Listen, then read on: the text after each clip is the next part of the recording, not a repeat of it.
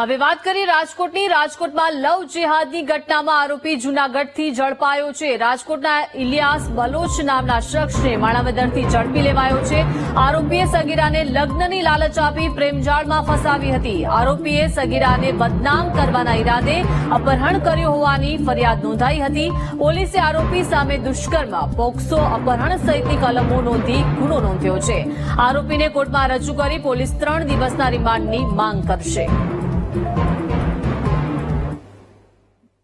માળદર ખાતે ગઈ તારીખ 9/11/2024 રોજ રાજકોટની એક સગીર યુવતીનું લગ્નની લાલચ આપી અપહરણ થયેલ હોવાની ફરિયાદ દાખલ થતા માળદર પોલીસે તાત્કાલિક ગુનો દાખલ કરી અને તેની તપાસ હાથ ધરેલી।